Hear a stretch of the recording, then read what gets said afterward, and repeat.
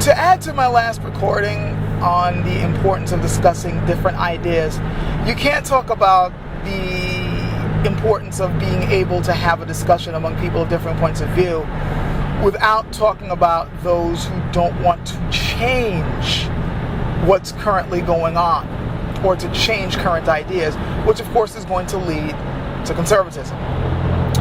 Now, of course I can go at this from another angle, which I think I have done in the past when I talk about how conservatives, in a weird sort of way, don't exactly want to conserve anything, at least today's conservatives, because they're always talking about, especially if you're going to talk about resources, they want to burn all those up.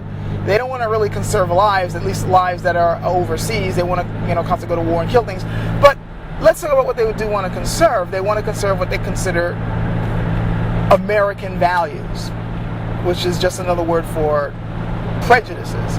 But for the sake of argument, let's just simply say that, there's a certain American ideas that were supposedly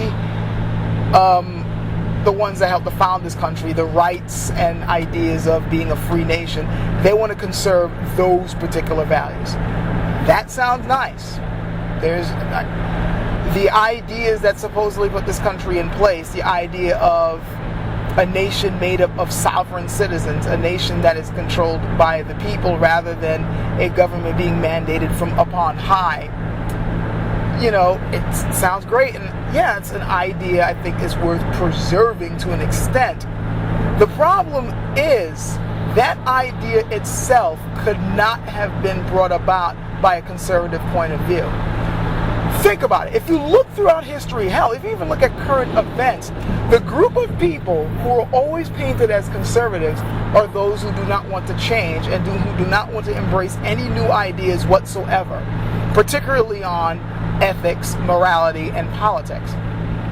They have a certain set state of mind that they think that this is the way it always has to be, period. And we're not going to change our minds on this.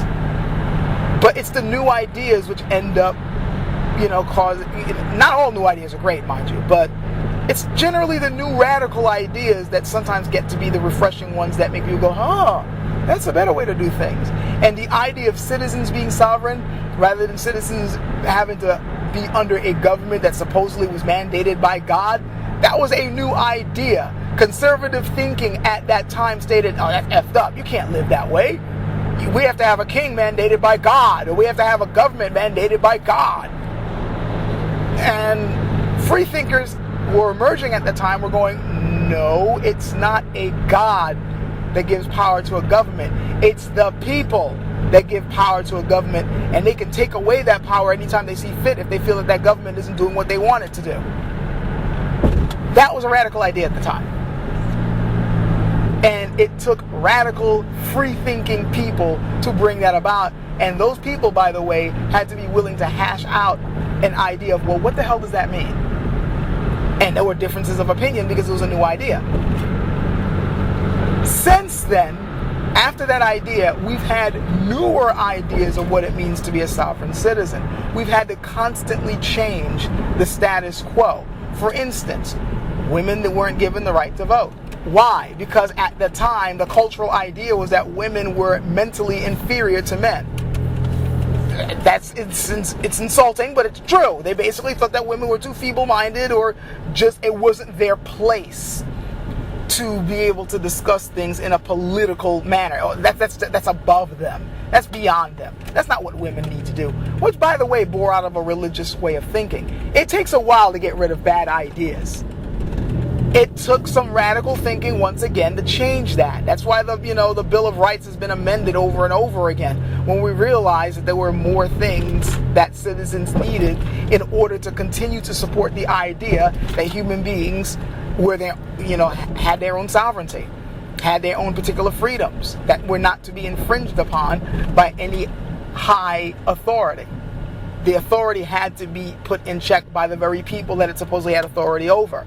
And to this day, we're continuing to re-examine that value and constantly trying to amend or maybe even change some of the things that we may have believed at the time.